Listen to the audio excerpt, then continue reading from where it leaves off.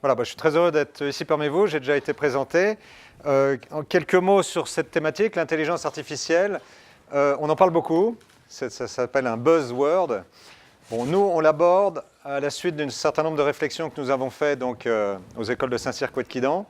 D'abord, la suite de la robotisation des champs de bataille, donc l'autonomie des systèmes et des équipements militaires, les questions de cyberdéfense.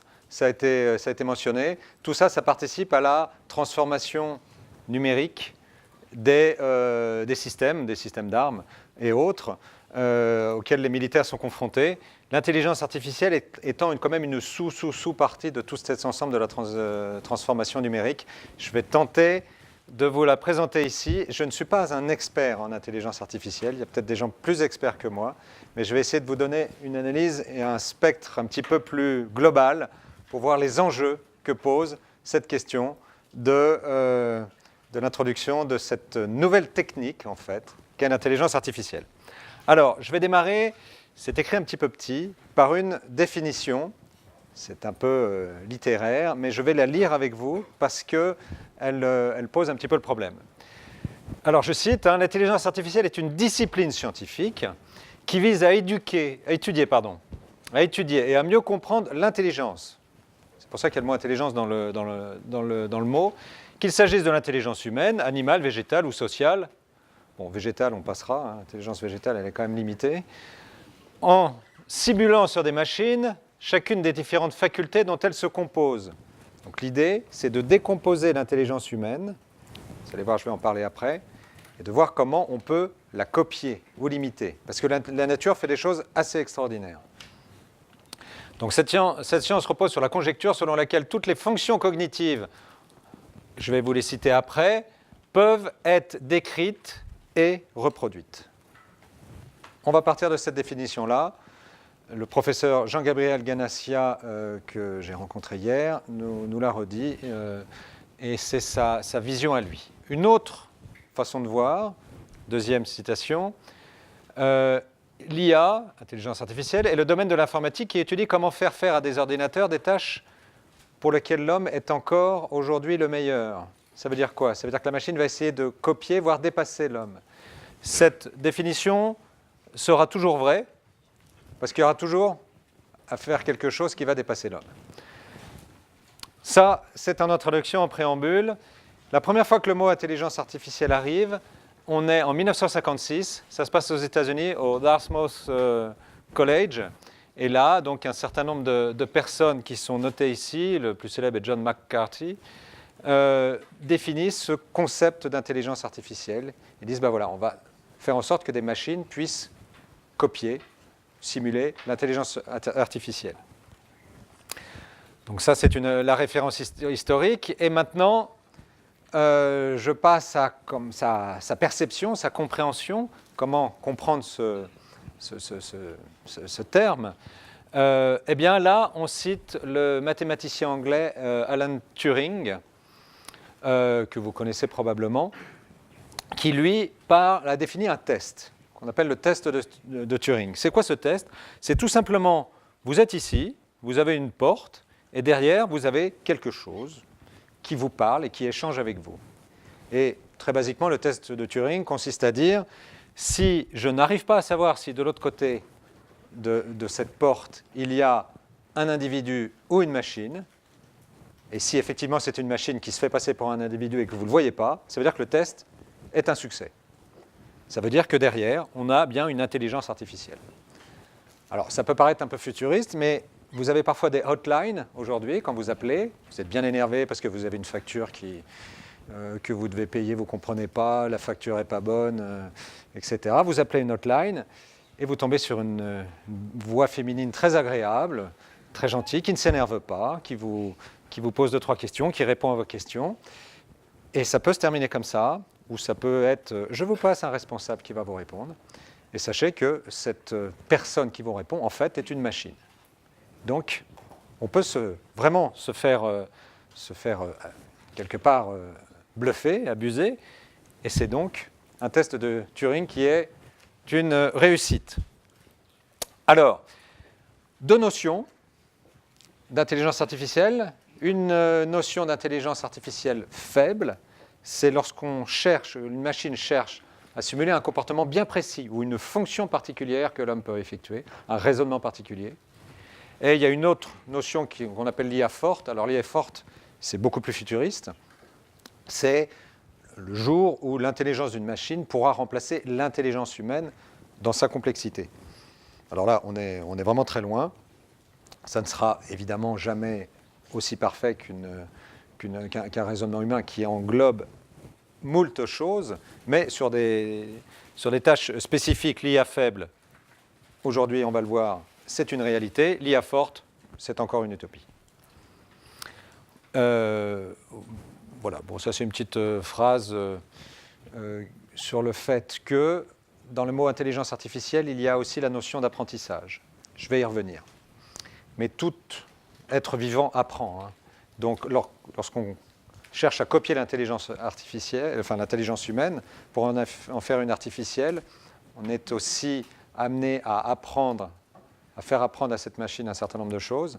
Et donc ça rejoint l'éducation humaine. Tout système, en fait, apprend s'il est considéré comme intelligent. Alors, je vous ai parlé d'une simulation de une recopie de l'intelligence humaine. Elle peut être définie selon 5 fonctions. Elle peut être modélisée selon 5 fonctions. Donc là, je cite encore une fois le professeur Jean-Gabriel Ganassia. La première, ce sont les fonctions réceptives, celles qui font le traitement de l'information, la classification de cette information. Je prends des données, je les classifie, de quel type sont-elles, je les reconnais, je les identifie. Ça, c'est une première fonction de l'intelligence. Deuxième fonction, la mémoire. La mémoire, bon, ce n'est pas que du stockage, parce qu'il faut stocker aussi en classifiant.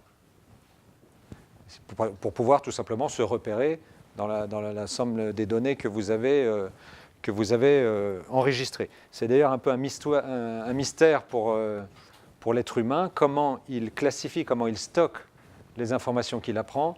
On est encore très loin de savoir le mécanisme. Donc, difficile pour une machine de le reproduire. L'apprentissage, permettant d'assimiler de nouvelles informations. Je vais y revenir. Tout ce qui est raisonnement et pensée. Le raisonnement. Alors, les algorithmes sont là pour quelque part raisonner. C'est une chose assez complexe, bien évidemment, d'avoir un raisonnement qui soit pertinent, qui soit sûr. Mais on se réfère, là je me réfère là aux algorithmes et aux recherches qui ont été faites dans le passé. On a quand même beaucoup progressé. Traduire ces algorithmes en équations, en langage informatique, on est encore, pour certains, dans la complexité, mais voilà, c'est la base un petit peu de tout ce qui est raisonnement numérique. On en arrive ensuite à l'exécution d'une fonction. Vous avez un souhait, vous l'exécutez. L'exécution de cette fonction, eh bien, elle implique une prise de décision. Et là, je vais revenir, par exemple, sur les robots, les systèmes robotiques. Là, on est sur des systèmes qui ont une certaine autonomie, ou un automatisme, mais l'autonomie donc est plus poussée, avec des facultés d'analyse. Donc, je prends de l'information, je l'analyse par un raisonnement, et je fais exécuter quelque chose à la machine. Donc là, c'est l'autonomie décisionnelle au service d'une action sur, là encore, un robot qui se déplace, par exemple. Et puis, on peut rajouter, ce qui est vraiment spécifique du monde animal et humain, évidemment, ce sont les fonctions expressives qui rendent possible la communication. Un homme s'exprime, interagit. Et ça, pour des machines, le simuler, ce n'est pas très simple. Donc, voilà. Donc ça, ce sont la modélisation des fonctions cognitives de l'intelligence humaine que l'intelligence artificielle va s'efforcer de copier, avec plus ou moins, évidemment, de pertinence et de portée. Sur un plan plus, alors je m'adresse plus ici aux élèves ingénieurs, plus scientifique, on va dire, l'intelligence artificielle, il faut bien voir que c'est un mot nouveau. C'est un peu le buzzword, comme on dit. C'est un mot nouveau, mais il y a moult développements qui ont été faits dans le passé sur des techniques qui se rapprochent à l'intelligence artificielle. Alors, j'en cite quelques-unes. Le pathfinding, c'est trouver le meilleur chemin. Ben, vous l'utilisez déjà tous aujourd'hui. C'est le GPS dans votre voiture pour rechercher un itinéraire qui soit le plus rapide, le plus court, le plus optimisé, etc. Ça, c'est du pathfinding. Vous avez plusieurs choix et vous choisissez certains choix. Ça peut être considéré comme de l'intelligence artificielle. Alors, l'arbre de décision, behavior tree, des arbres de décision, bon, ça c'est des choses que je suppose vous étudiez actuellement, mais là où l'intelligence arrive dans ce type d'arbre décisionnel, alors pour ceux qui ne maîtrisent pas un arbre décisionnel, c'est, voilà, j'ai une entrée et j'ai un certain nombre de choix qui vont être possibles, je réponds à une première question, ça m'oriente sur une branche de l'arbre, avec ensuite une deuxième question, je m'oriente de nouveau vers un autre choix, etc. Donc ça, c'est un arbre de décision simple, c'est facile à coder. Là où l'intelligence artificielle intervient, c'est qu'elle peut prendre conscience que vous êtes sur la mauvaise branche et que la réponse peut se trouver sur une autre branche. Donc vous allez sauter d'une branche à l'autre. Ce qui pourrait se traduire au niveau informatique par quelque chose qui est très difficile à coder, c'est le « what if ». Je suis là, je suis dans cet arbre de décision-là, mais qu'est-ce qu'il se passerait finalement si je vais sur un autre arbre? Ça marcherait peut-être mieux sur un autre arbre. Et ça, c'est une forme d'intelligence artificielle, bien évidemment. Le what if. On parle aussi d'une nouvelle technique qui est un peu futuriste, ce sont les algorithmes génétiques. Alors, le mot fait peur, mais ce sont tout simplement des algorithmes qui peuvent muter. Autrement dit, vous écrivez votre ligne de code, vous compilez, votre langage il est figé, c'est ce que vous avez aujourd'hui. Mais demain, on peut imaginer des algorithmes qui changent leur code par eux-mêmes. Parce qu'ils ont trouvé justement dans ces arbres de décision que finalement, quand je suis dans telle branche, si je passe là, ça se passe mieux. Et bien finalement, je vais modifier mon code. Dans mon arbre de décision, je vais maintenant tout le temps passer par là, parce que c'est plus optimisé. Donc je vais changer mon code. Mon code va muter en fonction de ce que j'ai analysé. Donc ça, ce sont des algorithmes qu'on va qualifier de génétiques et donc évolutifs. Et là, se pose la question de la maîtrise de cet algorithme. Je vais y revenir lorsque je parlerai du monde militaire. Bien évidemment, je ne vous ai pas parlé volontairement jusqu'à présent de réseaux de neurones, mais lorsqu'on parle d'intelligence artificielle, tout le monde a quoi à l'esprit? Les réseaux de neurones. Et c'est logique parce que c'est quand même le grand boom, on va dire, de la technologie. Alors, un réseau de neurones, ça s'appuie sur, d'abord, comment je vais présenter ça? Sur voilà, une modélisation du cerveau humain.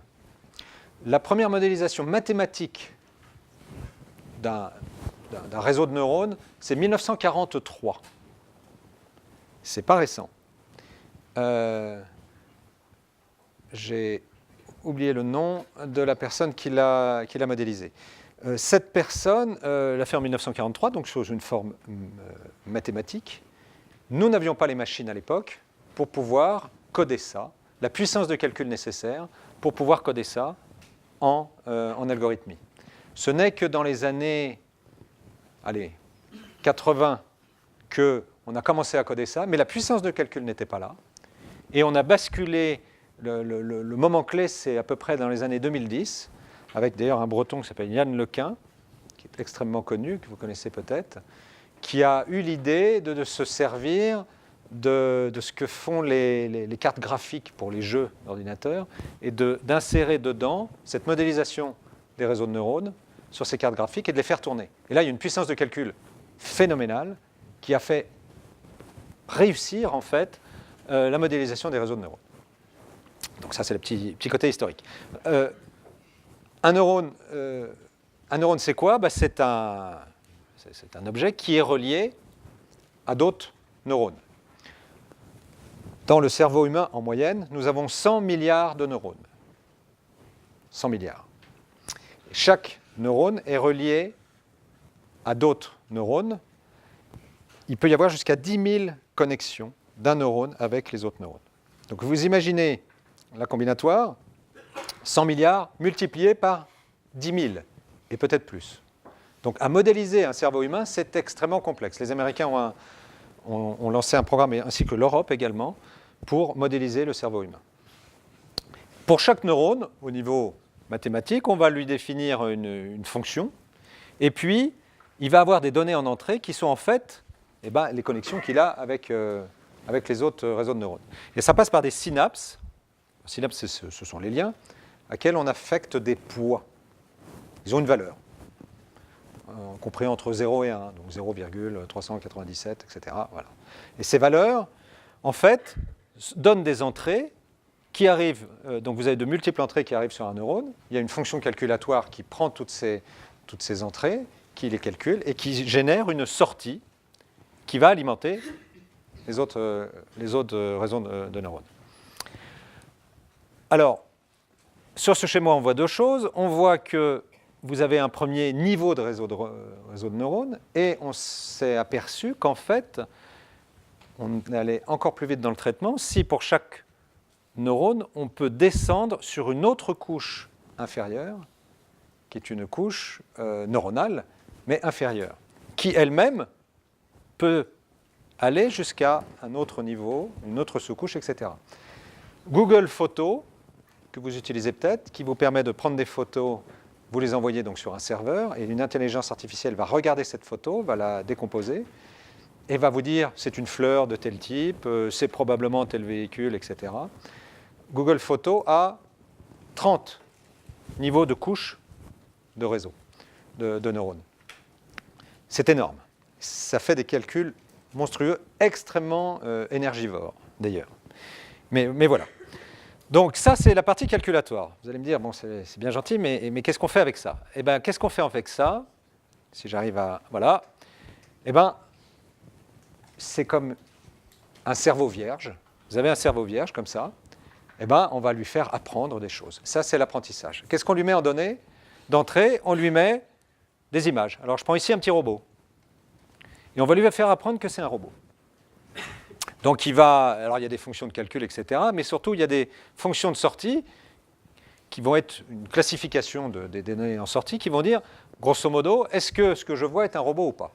Alors, la première fois, il va calculer, et la sortie va être, non, voilà. Et puis, il va commencer à classifier ce qu'il voit. Ah, tiens, il y a des chenilles, ah, il y a des antennes. Puis, au bout d'un moment, ça va converger. Ces neurones et ces synapses vont trouver des valeurs qui font qu'ils vont reconnaître cette image comme étant un robot. Je schématise un peu, mais c'est ça. Qu'est-ce que vous allez faire après? Vous allez lui montrer une autre image de robot. Ah oui, mais alors celle-ci, elle est quand même foncièrement différente. Vous voyez, il y a un bras, téléguidé. Ah, il y a des chenilles aussi.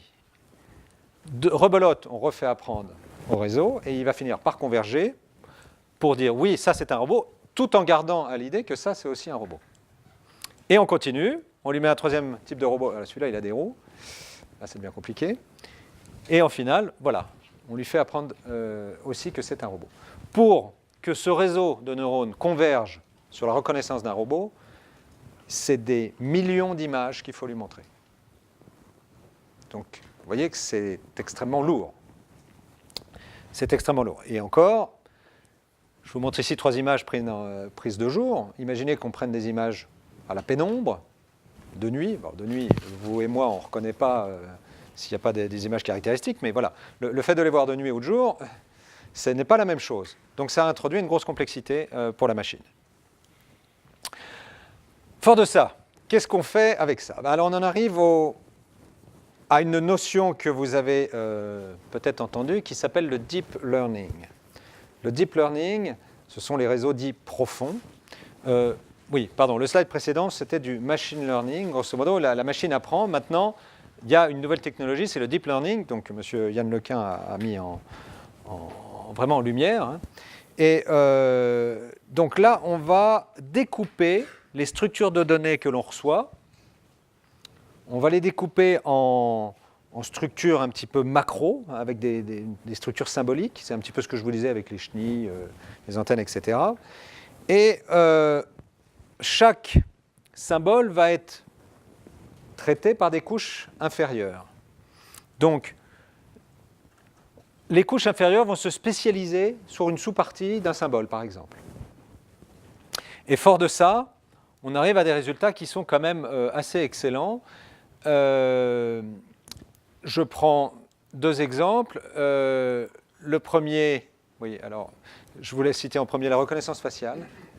Donc, on a des programmes qui ont appris, je crois qu'il y a un programme qui a appris jusqu'à 8 millions de têtes différentes pour les reconnaître, où c'est 8 millions d'images qu'ils ont apprises, et ils arrivent à reconnaître 2 millions de personnes dans leur base de données. Donc c'est vous-même, une fois que vous êtes appris, la machine reconnaît vos caractéristiques principales et arrive à vous reconnaître, vous, en étant avec une identité particulière. C'est gigantesque. Hein. C'est gigantesque. Le fait est que si vous portez des lunettes ou vous n'en portez pas, ça va influencer la machine. Ça va être un petit peu compliqué. On peut leurrer la machine, mais je vais y revenir un petit peu plus tard. Donc ça, la reconnaissance faciale a fait énormément de progrès là-dessus. La reconnaissance de la parole sur les lèvres. Lorsque vous voyez une personne et que vous n'avez pas le son, vous essayez de distinguer sur la bouche ce qu'elle dit.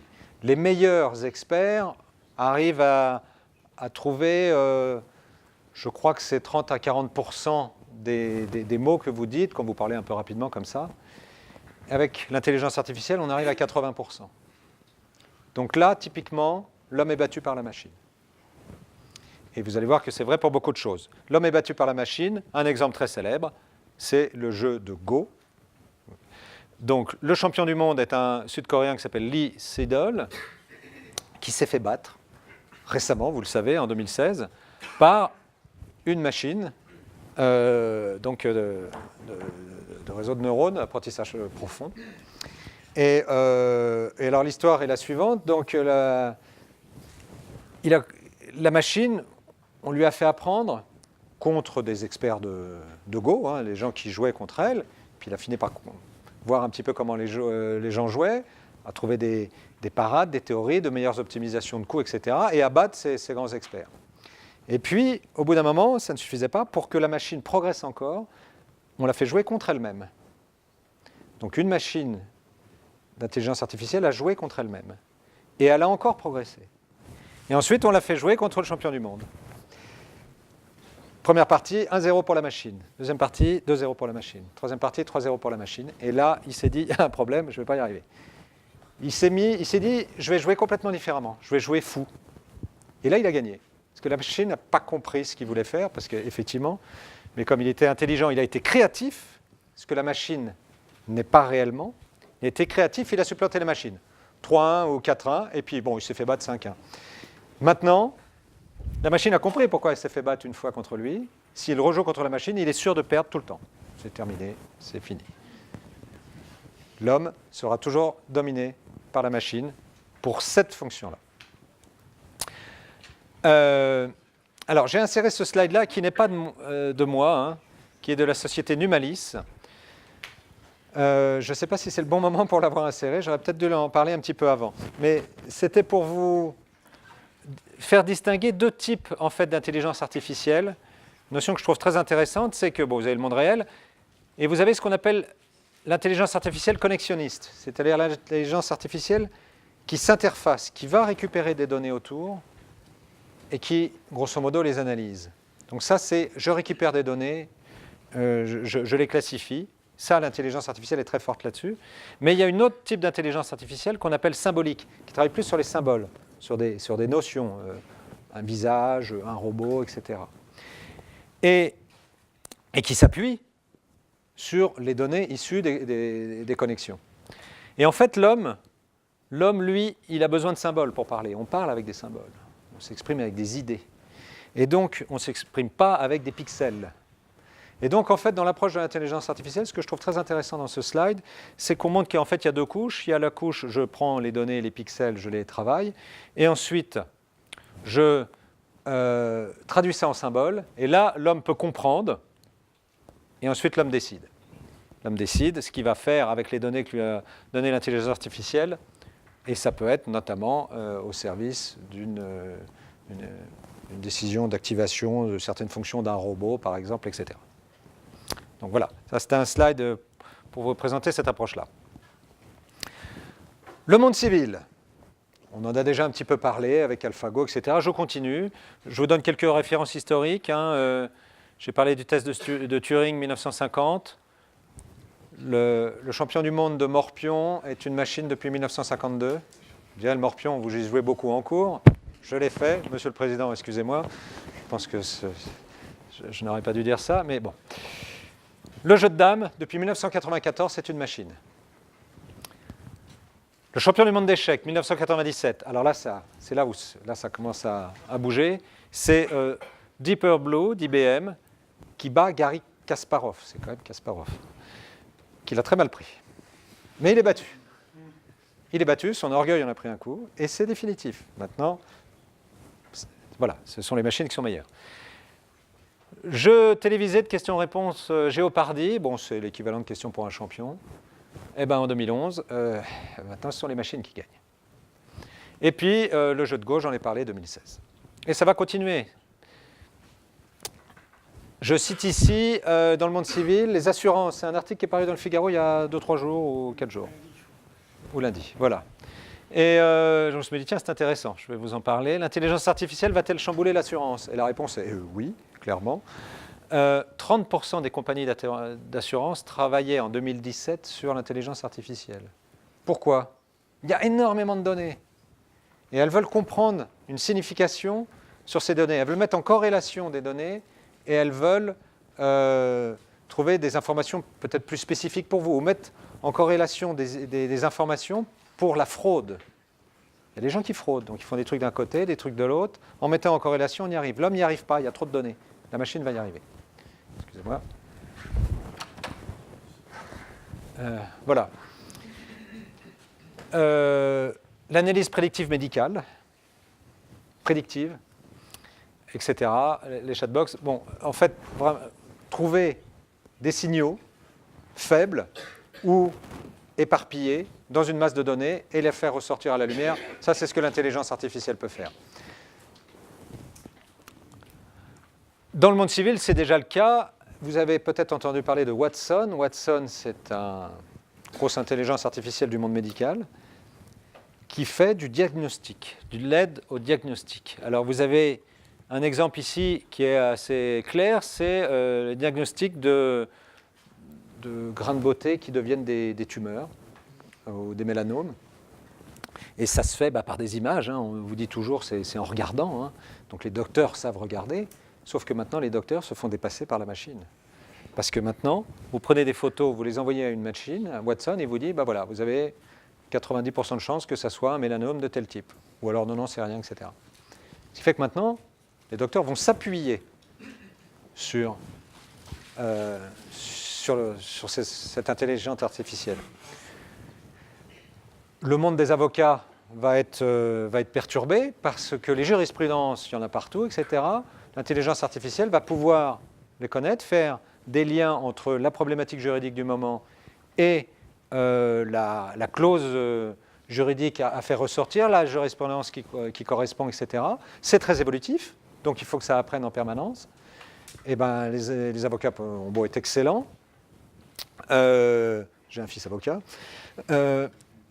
Au bout d'un moment, ils sont dépassés par l'ampleur de la connaissance à avoir, surtout quand vous regardez le Code civil français. Bon. Et les machines, elles, sauront le faire. Donc c'est une mutation des métiers de demain qui vont s'appuyer sur cette technologie qui va analyser et traduire un certain nombre de choses à la place de l'homme. De façon, je vous l'ai montré pour le jeu d'échecs, le jeu de Go, etc., de façon supérieure à l'homme. Voilà. Il y a aussi apprentissage, je m'adapte. Regardez ces petites enceintes là que vous pouvez acheter aujourd'hui et mettre chez vous, c'est d'Amazon. Elles auto-apprennent parce qu'elles reconnaissent votre voix. Amazon, lorsqu'il vous envoie son enceinte, il ne connaît pas votre voix, l'enceinte. Elle va apprendre votre voix. Ah oui, vous parlez comme ça. Et puis vous lui donnez des ordres. Allume-moi tel morceau de musique, fais ci, fais ça, etc. Ah oui, tiens, elle va auto-apprendre, elle va auto-comprendre. Donc, elle s'adapte. Voilà. En plus, c'est Amazon, c'est bien parce que ça remonte aux États-Unis. Vous avez une base de données qui sait tout sur vous, qui entend ce que vous dites chez vous, etc. La grande interconnexion mondiale, le bonheur. Bon, un petit peu d'ironie. Là, je me projette dans le futur. Aujourd'hui, bon, voilà. Tac, tac, tac. Le poker, bientôt, va être dominé par ces machines-là. C'est déjà le cas, ils commencent à gagner en ligne. Le poker en ligne, bah, c'est plus les hommes qui gagnent, hein, c'est les machines. Bon. Écrire du code en Python. Tiens, pour vous. Bientôt, c'est l'intelligence artificielle. Vous allez lui donner un certain nombre de choses, c'est elle qui va commencer à coder. Write high school essay. Alors, Monsieur le Président, vous ne regardez pas, s'il vous plaît. Ça, c'est très mauvais. C'est que maintenant, on va pouvoir avoir des rapports, effectivement, qu'une intelligence artificielle va produire en s'adaptant à votre propre style littéraire. Vous écrivez d'une certaine façon, la machine va comprendre comment vous écrivez et elle va vous sortir un devoir d'histoire sur un avec votre style. Et là, le professeur va dire « Ah oui, oui, c'est bien lui qui écrit. Mais dis donc, qu'est-ce qu'il est bon, parce que formidable son essai. Hein. Alors là, oui, c'est une machine qui l'a fait. Bientôt, ce sera des vidéos, etc. Et puis bientôt, on aura des livres. Des livres. Votre papa, vous voulez lui faire plaisir, vous savez qu'il est vraiment fanat d'une période historique. Allez, on va prendre les Vikings. Il aime bien les romans Vikings. Vous envoyez ça à la machine, etc., qui va vous produire un roman, un essai sur les Vikings à telle époque, etc. Et vous allez envoyer ça à votre père, tout en connaissant un peu des caractéristiques peut-être sur votre papa que vous envoyez. Et votre papa va lire ça, va dire « Mais c'est formidable, c'est génial, c'est exactement ce que je voulais. » Intelligence artificielle. Voilà. Et puis, à terme, des recherches, etc. Il y a certains théorèmes qu'on n'arrive pas à démontrer. Bon, on les utilise. Et ben, on espère que l'intelligence artificielle va les démontrer. Bien.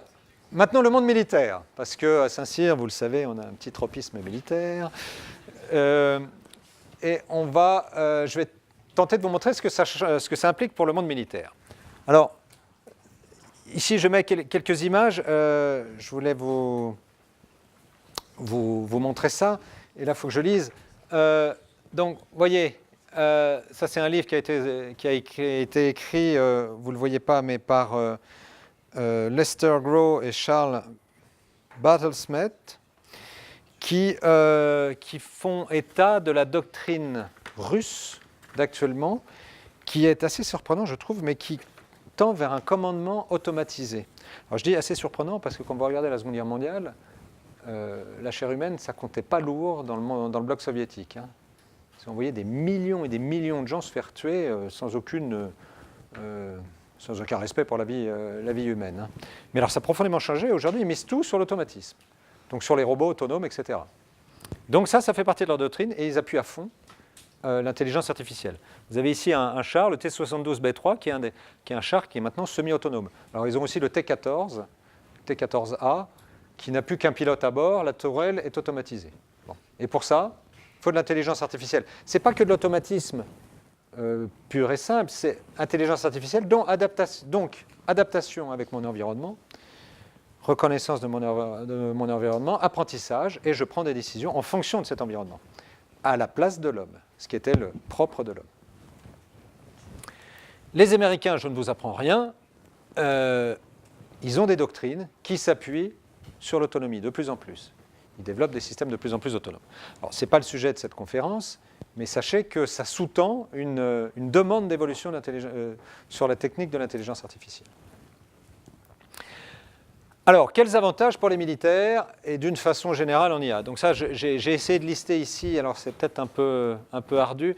C'est là où je vous prie de m'excuser, je n'ai pas eu le temps de mettre ça en forme pour vous le présenter de façon peut-être un peu plus précise et moins littéraire. Mais bon, pourquoi une intelligence artificielle pour les militaires? Mais pour résoudre des problèmes qui ne sont pas simples et surtout qui ne sont pas déterministes. Déterministes, simple. J'ai un algorithme qui s'exécute, je le connais, voilà. Mais il y a des choses qui ne sont pas déterministes. Pour les résoudre, on rentre dans des algorithmes très complexes, mais l'intelligence artificielle peut donner des réponses. Caractériser, traiter, détecter des informations dans des milieux complexes ou des espaces larges. Milieux complexes. Oui, et dans le monde du combat, c'est extrêmement complexe, notamment le milieu terrestre ou le milieu urbain. Vous avez toujours des surprises, des choses que vous n'avez pas prévues. C'est beaucoup plus facile dans le milieu aérien et maritime. fusion de données hétérogènes, c'est-à-dire des données de types différents. Voilà, j'ai 2 informations différentes, je les mets en rapport. Je prends un exemple. Un passeport un peu louche est détecté dans un aéroport. Bon. Au même moment, j'apprends que le terroriste recherché X, qui vit dans un pays du Moyen-Orient, a disparu des écrans radars. Tiens, et là, il y a un passeport louche. Bah, je fais le lien. Intelligence artificielle, parmi les flots de données, je dis, tiens, là, potentiellement, regardez. Là, on va regarder en disant, ah bah oui, tiens, dis donc, c'est peut-être le même gars. Ce que l'être humain ne va pas réussir à faire, il y a trop de données. Là, la machine pourra le faire. Bon, corrélation, j'en ai parlé. Et réduire le champ des possibles, c'est aussi ça. Quand j'ai trop d'options, eh ben, en fonction de certains critères, je vais déterminer des options préférentielles sur d'autres. Et puis, alors vraiment, je rentre encore plus dans le monde militaire, hein, s'adapter en conduite. Mais je vais y revenir là-dessus, à des environnements inconnus, je vais y revenir. Je vais passer ça parce que j'ai un slide spécifique sur le monde militaire. Sur l'armée de terre aujourd'hui développe un nouveau programme d'armement qui s'appelle Scorpion, dans lequel tous les véhicules sont interconnectés. Et même au sein du véhicule, tout est interconnecté. Donc au sein du véhicule, ça s'appelle la vectronique, c'est-à-dire que la pression des roues, la position de la tourelle, tout ça, c'est numérisé.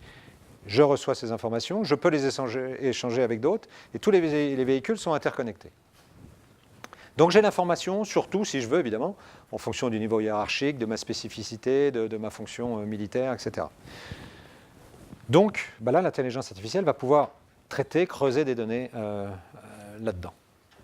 Et là, j'en arrive donc à un slide, je vais essayer de passer un petit peu de temps dessus. Oh là là, ça va trop vite. Ça va trop vite. Mais là, je vais vous montrer un slide sur un autre format donc, que j'ai présenté hier, donc un colloque que j'organisais sur justement l'intelligence artificielle et le monde militaire. Et le but, c'est de définir le champ des possibles. En quoi l'intelligence artificielle peut aider les militaires ? D'abord, elle peut aider à personnaliser leur équipement. Un exosquelette. Un exosquelette, imaginez que les militaires en utilisent, il s'adapte, enfin il doit s'adapter à votre façon de marcher. Vous avez tous une façon de marcher qui est différente. Mais si je développe un exosquelette, je ne sais pas votre façon de marcher. Je ne la connais pas. Donc je vais vous donner, en fonction de votre taille, un exosquelette, vous allez le mettre, et là l'intelligence artificielle va rentrer en œuvre pour comprendre comment vous marchez et s'adapter à votre démarche. Donc on personnalise l'équipement, et c'est une intelligence, il faut apprendre comment vous marchez. Voilà. Ça peut être dans tout ce qui est interface homme-machine. Vous avez un écran d'ordinateur, vous avez Windows, etc. Le monde du futur, c'est que vous allez construire votre interface en fonction de vos souhaits, ce que vous aimez, votre appréhension des choses. Vous allez la construire, cette interface. Vous allez mettre certains indicateurs avant et pas d'autres, etc. Pareil dans le monde militaire. Et ça, il faut comprendre comment vous marchez, c'est une sorte d'apprentissage. La traduction. Écoutez, la France fait des opérations au Mali, etc. En Afrique, il y a des dialectes, personne ne les connaît. Ou même en Afghanistan. L'Afghan qui parle, vous ne comprenez pas ce qu'il dit. Vous avez une machine qui automatiquement l'écoute, vous traduit ça. C'est super. Vous allez me dire, mais c'est un simple traducteur. Non, non, parce que l'accent local n'est pas le même partout. Il faut quand même s'adapter. Et là, ça sera très intéressant. Donc, personnalisation. Deuxième aspect, la santé. Ça, c'est vrai dans le monde civil. L'entraînement sportif, vous pouvez l'adapter. En fonction de vos souhaits personnels, votre fréquence cardiaque, etc. On analyse, on voit la hausse de vos performances. L'intelligence artificielle peut aider là-dessus. Et la gestion des blessés également. Je passe. Tout ce qui est préparation opérationnelle et conduite des opérations. Et là, je cite 2 choses, entre autres. La première, c'est l'aide à la décision dans le commandement. Alors vous allez me dire comment ça va se faire. Eh bien, on va prendre une intelligence artificielle et on va lui faire apprendre tout le mode opératoire ennemi connu. Comment, généralement, Daesh se déplace, comment il bouge, etc. Les véhicules, quel véhicule il utilise, à quelle vitesse de progression, etc. Faites tout ça.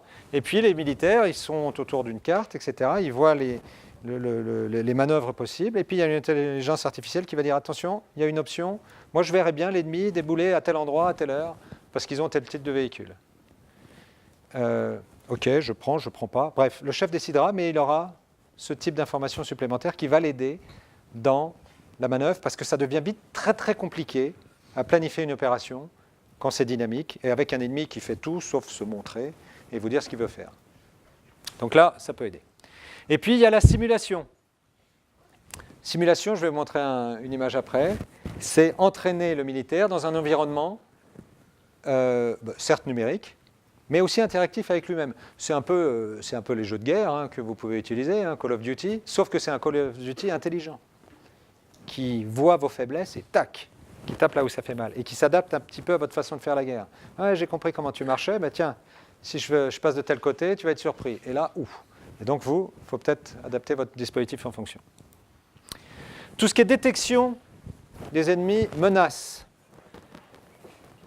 Détection des ennemis, c'est pareil. Alors, aujourd'hui, l'armée française prend énormément d'images sur les champs de bataille. Et il faut les traiter. Il faut qu'il y ait quelqu'un qui regarde ces images.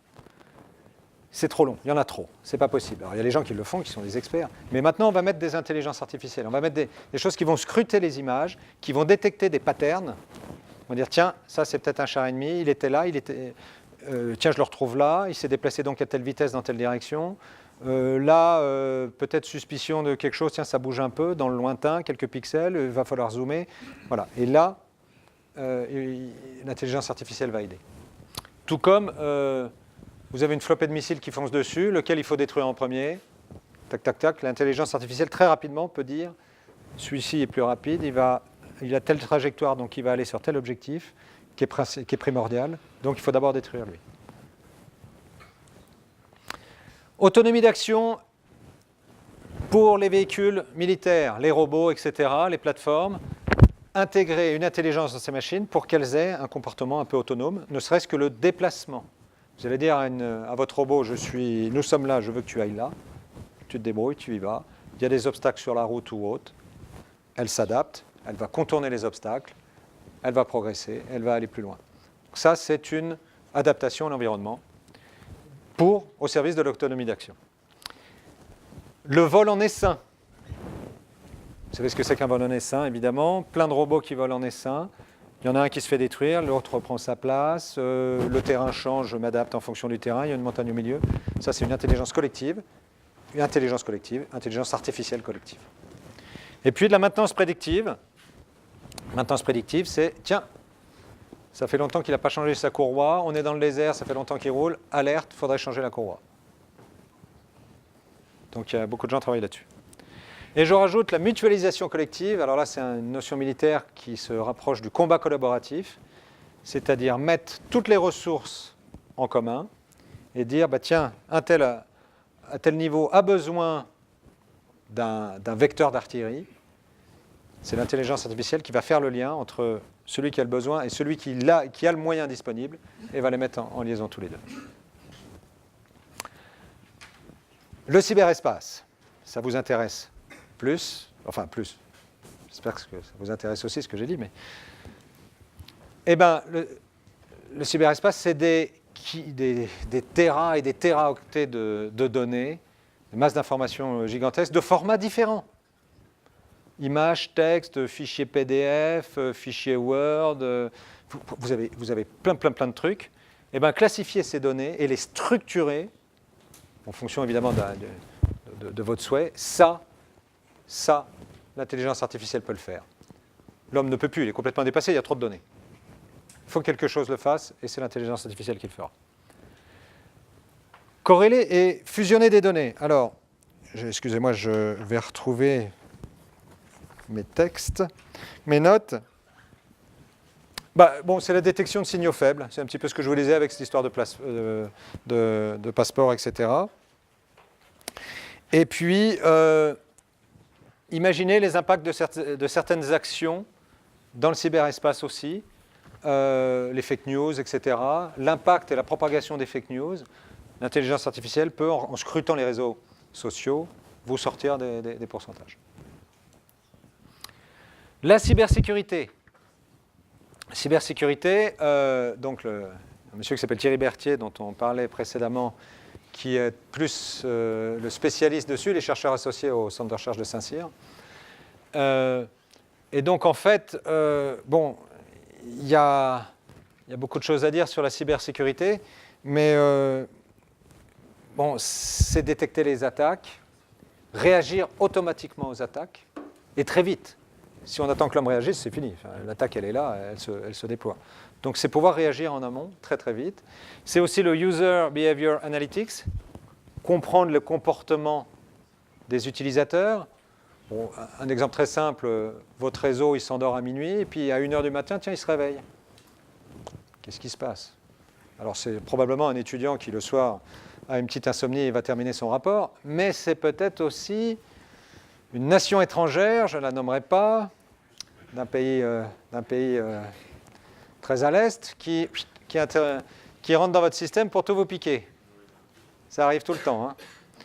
Donc, bon, User Behavior Analytics, c'est comprendre ça. Le chiffrement.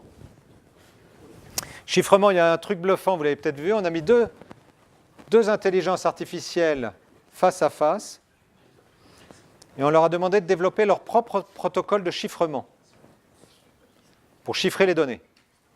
Donc elles ne passent pas en clair. Il y en avait même une troisième qui les écoutait, qui espionnait. Au début, ils ont fait des petites choses simples, et puis c'est devenu compliqué, c'est devenu très compliqué. L'homme dans la boucle n'a plus rien compris à ce qu'ils échangeaient. Même la troisième intelligence artificielle n'a pas tout à fait compris ce qu'ils faisaient entre eux. Et ils ont développé un protocole de chiffrement qui n'est connu que de ces deux intelligences artificielles et que personne ne peut déchiffrer.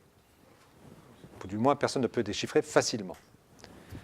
Vous imaginez le mieux et le pire là-dedans. Le mieux, c'est les militaires qui se déploient avec leur système, avec des systèmes qui auto-définissent leur protocole de chiffrement. Ça, c'est un plus. Le pire, c'est le terroriste, évidemment, qui utilise l'intelligence artificielle à son profit pour développer son propre protocole de chiffrement.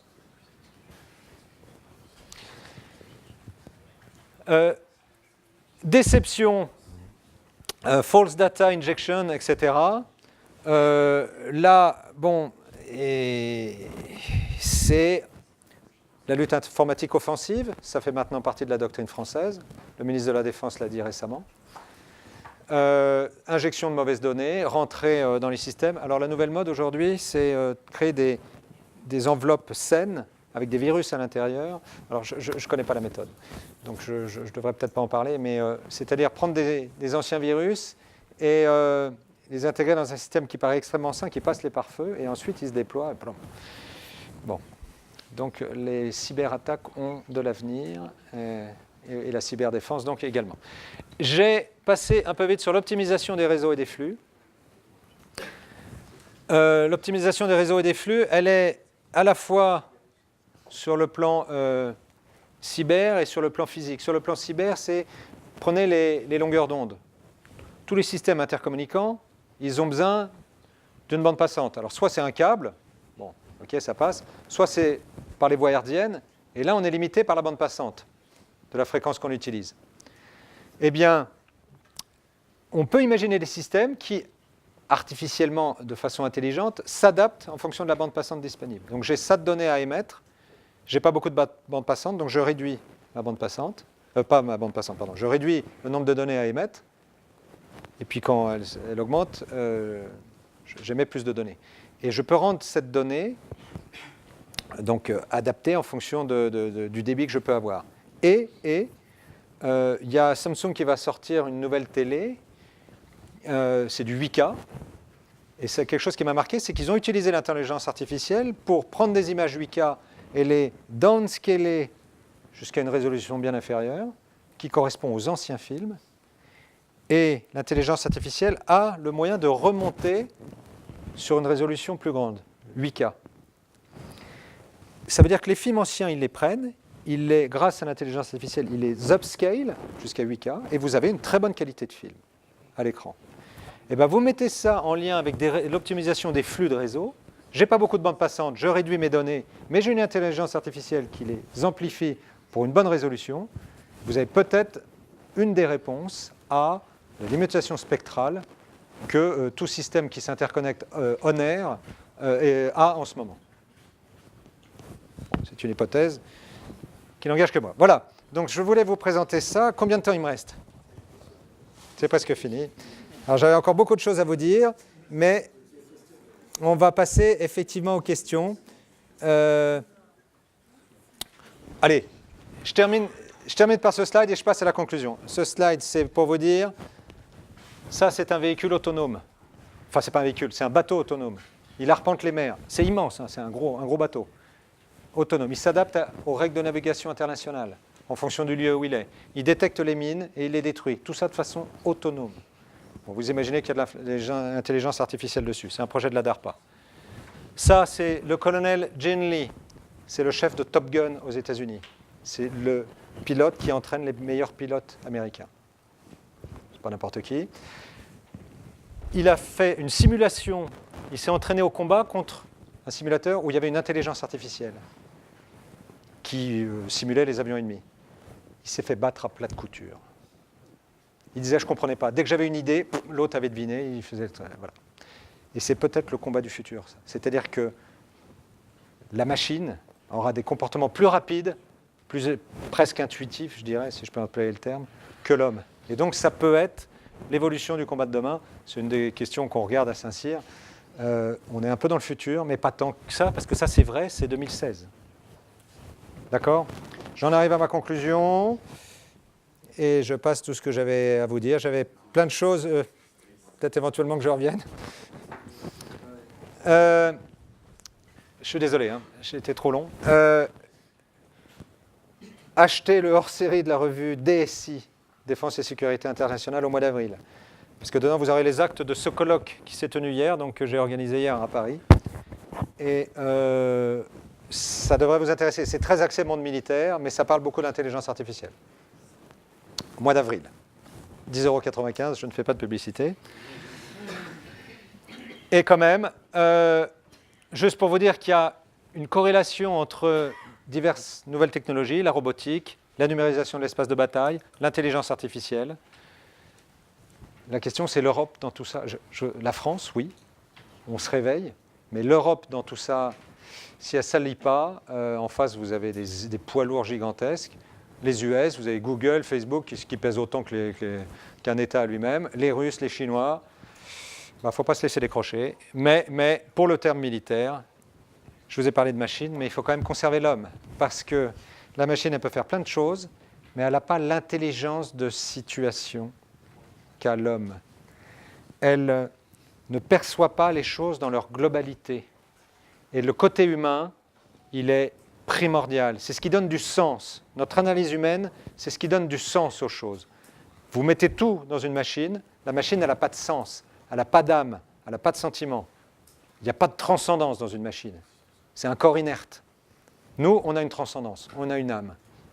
Et bien ça, c'est ce qui fait la différence. Donc la machine au service de l'homme, oui. L'intelligence artificielle au service de l'homme, oui. Mais pas l'inverse. Je vous remercie.